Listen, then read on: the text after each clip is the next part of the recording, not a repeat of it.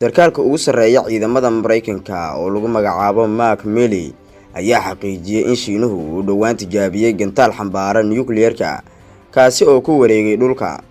General Milley ayaa dhacdadan waxa uu ku tilmaamay mid aad looga walaaco, waxa uuna sheegay inay soo jiidatay dareenka dhammaan ciidamada qalabka sida ee Mareykanka.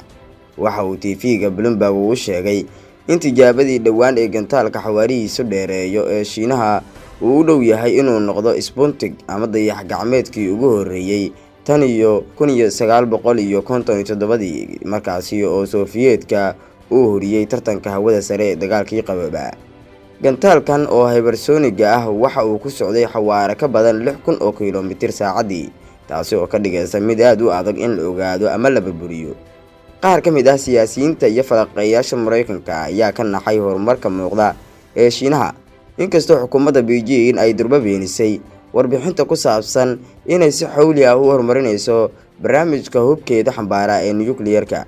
Hubka xawaarihiisa sarreeya ayaa in ka badan 5 jeer waxa uu ka xawaare sarreeya dhawaqa. Haddii aan si kale u dhigno, waxa uu saacadii jaraya xawaare gaaraya 6,200 oo kiiloomitir.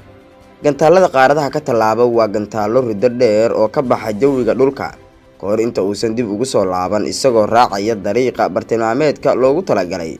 Nidaamka bambaanada ee orbitalka ama Phobos waxa uu gantaalkani u soo mariyaa dhulka si ay u garaacaan bartilmaameedyada iyagoo isticmaalaya dhinac aan laga filaynin. Runtii bilihii la soo dhaafay, tiro saraakiil silsile oo Mareykan ah ayaa tibaaxay in horumarka noocan ah ee Shiinuhu uu yahay khatar culus oo uu wajahayo Mareykanka iyadoo la eegayo mandiqada badda Pacific-ga oo labada dal ay isku wajahaan. Fikradani waxaa sii waday Midowgii Sofiyeeti intii lagu jiray dagaalkii qaboobaa, waxaana hadda ay u muuqataa in Shiinuhu uu soo nooleeyay. Waxa uu Shiinuhu u muuqdaa inuu sameeyay ayaa ah in la isku daro farsamada Phobos iyo tan hypersonic. Waxay maraan cirifka sare iyagoo ka fogaanaya raadaarka iyo difaaca gantaalaha. Laakiin sababtu maxay tahay? Beijing waxay ka cabsi qabtaa in Mareykanku uu adeegsan doono aaladaha casriga ah ee isku darka awoodda nuclear-ka ee la casriyeeyay iyo difaaca gantaalada.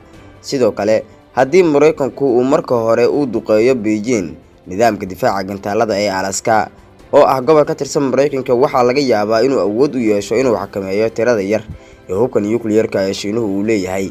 Waana sababta uu Shiinuhu u sameysanayo gantaalada ay adag tahay inay qabtaan difaaca hawada reer galbeedka, si gaar ah Mareykanka. Dhammaan quwadaha waaweynaa ee nuclear-ku waxay horumarinayaan nidaamkooda, laakiin waxa uu midka kale u arkaa si ka duwan kuwa kale. Beijing iyo Moscow labaduba waxay u arkaan in hubka xawaarihiisu sarreeyo ee hypersonic ay yihiin hab lagu hubinayo jabka difaaca gantaalaha.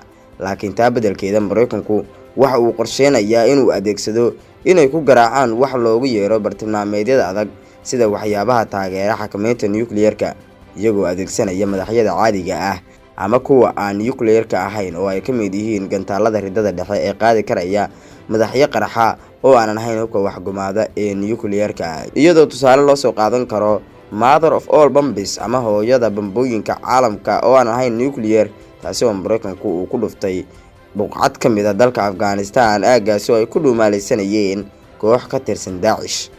Qaar ka mid ah dadka u ololeeya casriyeynta nuclear-ka Mareykanka ee degdega ah ayaa u arka tijaabooyinka Shiinaha ee ugu dambeeyay inay yihiin kuwo la yaab ku noqday ciidamada qalabka sida ee Mareykanka si gooni ah waaxda gantaalaha. Laakiin khibrada qaar ayaase ku raaci doonay in tijaabadan uu Shiinuhu sameynayo ay tahay halis cusub.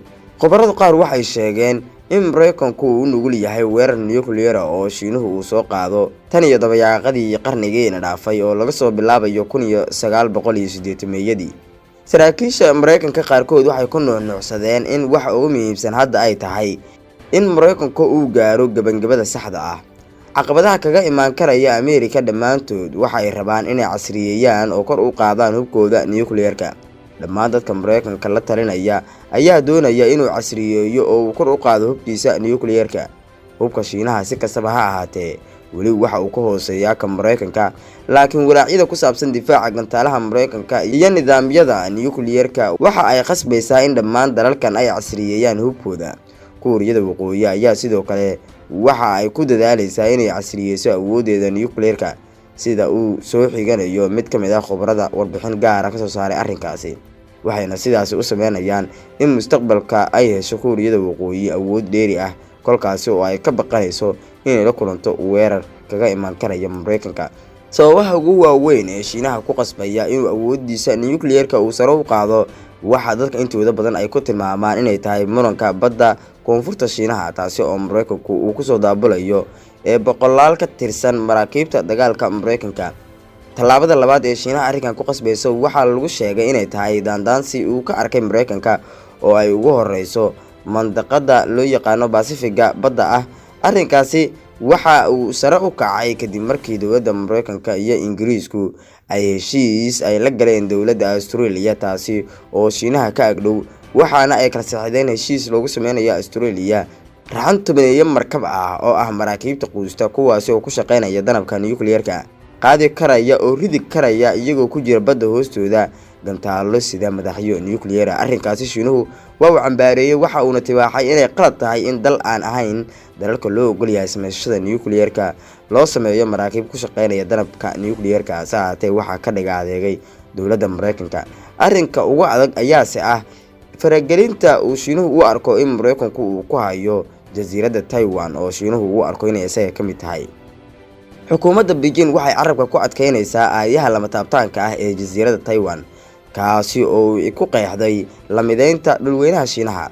Sidaas oo ay tahay, taariikhda Taiwan ee qarnigii la soo dhaafay waxa ay muujinaysaa in arrinta maqaamkeedu uu ku sii xoogeysanayo siyaasadaha Shiinaha.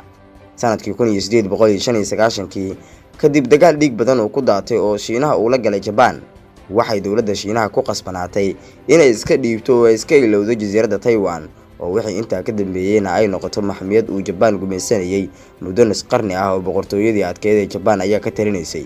Intaa kadib waxaa si kooban loo mideeyay dhulweynaha Shiinaha intii u dhaxaysay sanadii 1945 dhamaadkii dagaalkii labaad ee dunida ilaa 1949.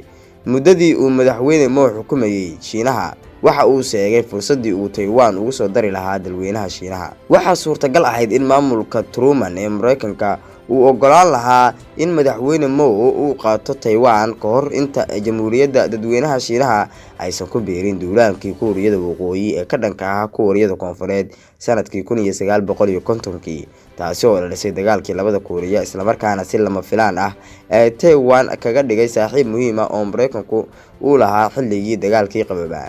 labada Kuuriya dagaalkii dhex maray kuntumayadii qarnigii dhaafay ayaa Mareykanku waxa uu si cudud u taageerayay Kuuriyada Koonfureed, halka Shiinuhuna uu awoodiisa military isugu geeyay taageero u fidiyo Kuuriyada Waqooyi. Madaxweyne Mao wuxuu markiiba weeraro ugu qaaday qaybta Taiwan sanadkii 1958, balse 20 sano oo ka dambeeyay waxa uu dayacay dhulkaasi oo maysan suuro gelin Shiinaha in ciidamadiisa iyo quwadiisa military ay suuragal kaga dhigaan in Taiwan ay ku soo daraan dhulweynaha Shiinaha.